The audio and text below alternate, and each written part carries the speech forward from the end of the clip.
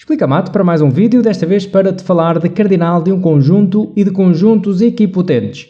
Então o que é que vais aprender e o que é que deves rever para entenderes melhor esta explicação? Vais aprender o que é o cardinal de um conjunto, também saber qual é o cardinal do conjunto vazio e ainda saber o que são conjuntos equipotentes. No final desta apresentação eu vou falar de dois exemplos práticos para consolidar um pouco melhor esta definição de conjuntos equipotentes.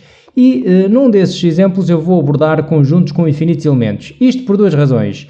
Em primeiro lugar, porque ajudará a consolidar a definição de conjuntos equipotentes para conjuntos com um número finito de elementos, e também porque, sendo um exemplo curioso, é daqueles exemplos que têm aquela aparente contradição numa abordagem inicial, digamos que instintivamente irão dar uma resposta a uma pergunta que eu vou fazer acerca dos conjuntos e depois racionalmente, com base na definição de conjuntos equipotentes, entenderão que a resposta é outra. Bom, e por isso é um exemplo interessante.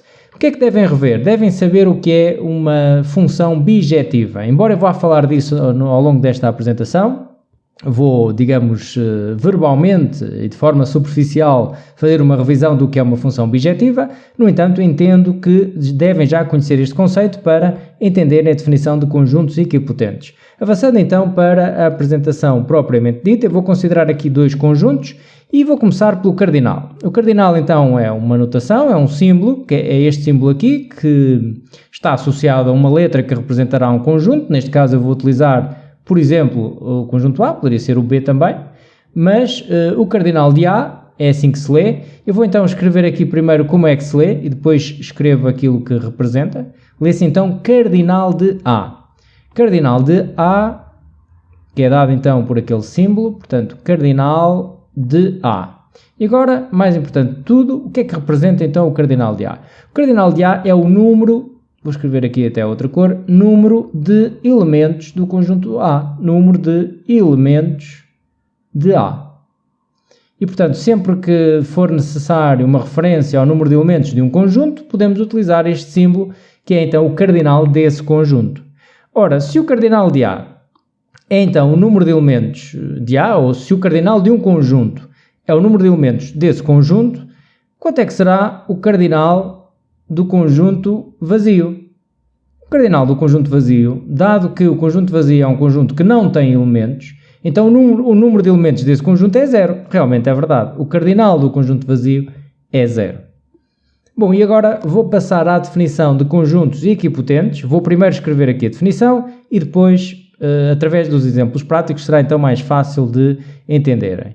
Bom, dois conjuntos, ou seja, A e B, dois conjuntos, que estou aqui a exemplificar com A e com o B, são equipotentes, se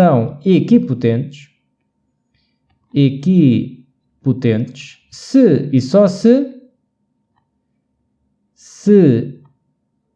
e só se, já agora o que é que quer dizer equipotentes? Quer dizer que têm o mesmo número de elementos, ou seja, estar aqui a dizer que A e B são equipotentes é o mesmo que estar a dizer A e B têm o mesmo número de elementos, se e só se, eu vou escrever até aqui por baixo, portanto, equipotentes quer dizer que o cardinal de A é igual ao cardinal de B, ou seja, têm o mesmo número de elementos. Se têm o mesmo número de elementos, são equipotentes.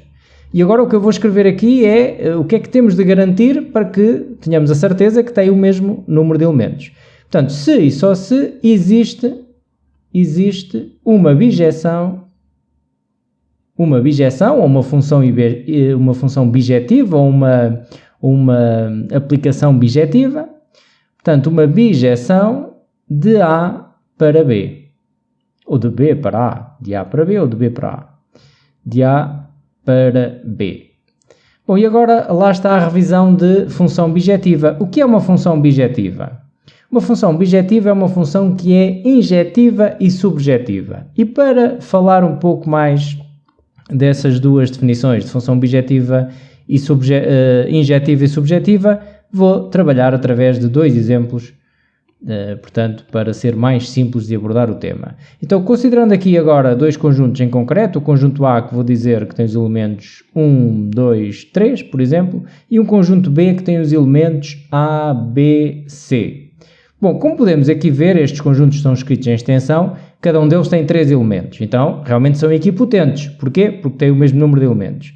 Mas São equipotentes também porquê? Porque é possível estabelecer uma ligação, uma aplicação, uma função de A para B, não precisa ser aqui este conjunto tão grande, portanto, de A para B é possível estabelecer aqui uma bijeção e por isso é que temos então conjuntos equipotentes, porque de A para B conseguimos fazer uma correspondência que é injetiva e subjetiva. Eu vou então considerar aqui os elementos, para ajudar agora a relembrar o que é ser injetiva e subjetiva. Portanto, aqui o A, o B e o C.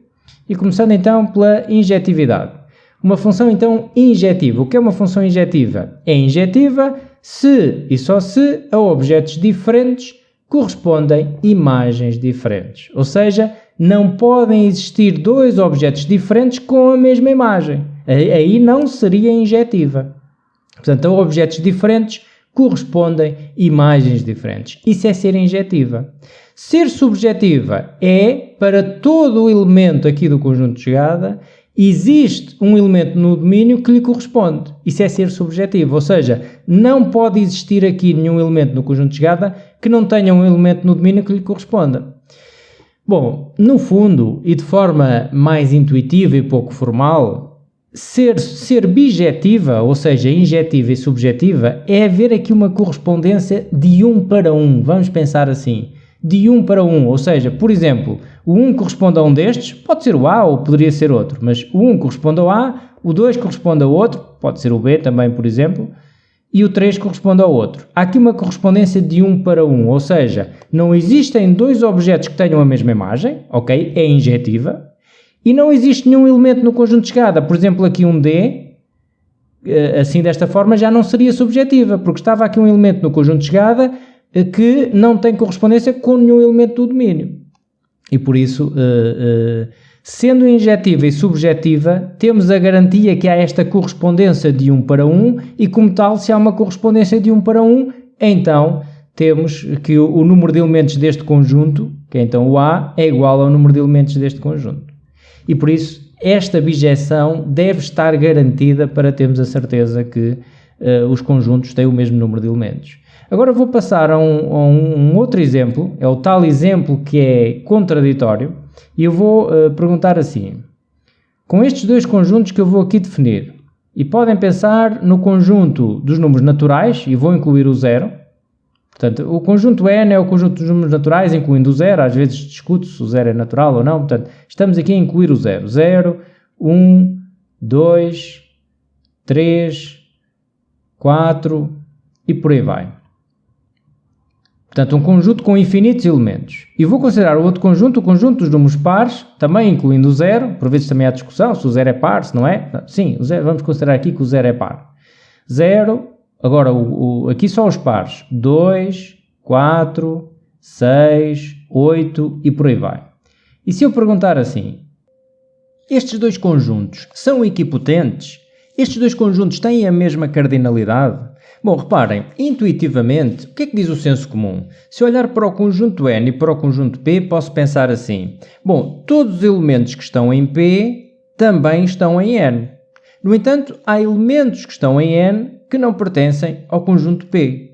E isto poderá levar a pensar, lá está o senso comum, pode levar a pensar, bom, sendo assim, o conjunto N tem mais elementos que o conjunto P.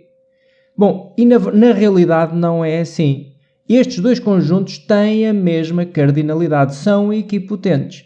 Porquê? Porque para isso basta considerar uma bijeção, uma função bijetiva. Eu vou fazer agora aqui para verem na prática como é que o podemos fazer. Vou considerar uma função bijetiva de N para P e se há uma função bijetiva quer dizer que há uma correspondência de 1 para 1 e que não há nenhum elemento, por exemplo, em P que não tenha uma correspondência em N. Portanto, está provado que são equipotentes. Então, considerando aqui N e aqui P, eu vou considerar então uma função bijetiva. Vou chamar a essa função, por exemplo, função f, para tornar aqui a comunicação mais fácil. E vou dizer como é que esta função f transforma os elementos de n nos elementos de p. Se considerarmos então esta função f de n, seja então este n minúsculo um elemento do conjunto dos naturais, e se eu disser que esta função tem esta expressão 2n, ou seja, vai multiplicar por 2 vai fazer o dobro do número natural, reparem o que é que acontece. E reparem que teremos a garantia que esta função é injetiva e subjetiva. É fácil demonstrar isso até analiticamente, isso ficará então como pré-requisito desta aula, mas eu vou fazê-lo aqui intuitivamente através do diagrama. Reparem, temos aqui 0, vou colocar aqui alguns elementos de n. O 0, o 1, o 2 e por aí fora. O 0, o 1, o 2 e o 3. E vou colocar agora aqui 3 pontinhos que representarão os restantes. Estamos a trabalhar com o infinito, não é? Portanto, não poderia representar aqui todos. Vou colocar aqui também alguns elementos de P. Portanto, o 0, depois o 2, o 4, o 6 e também 3 pontinhos aqui. E agora reparem, por esta transformação, por esta aplicação, a função f de n igual a 2n, qual é a correspondência do 0 no conjunto dos naturais, no conjunto P? Então, se eu substituir aqui o n por 0, o f de 0 fica 2 vezes 0, que dá 0. Então, o 0 corresponde com o 0. Se fizer o mesmo para o 1, se eu substituir aqui o n por 1, f de 1 é igual a 2 vezes 1, que dá 2. Então, o 1 corresponde ao seu dobro, que é o 2. Se substituir o n por 2, 2 vezes 2, 4. Ou seja, o correspondente do 2 aqui é o 4, é o seu dobro. É sempre o dobro do número, não é? 2 vezes 3, 6. Se o n for 3, ou seja, corresponde com o 6. E reparem, nós sabemos que não há dois números naturais diferentes que multiplicados por 2 dêem o mesmo número. Não há dois números naturais diferentes que tenham o mesmo dobro, digamos. E por isso está garantido que não existem aqui dois números diferentes que tenham a mesma imagem. Isso já é provar que é injetiva. Portanto, a injetividade está aqui, portanto, também intuitivamente percebida. Como eu disse, é fácil mostrar que esta função é injetiva, analiticamente. Poderão ver isso nas aulas respectivas.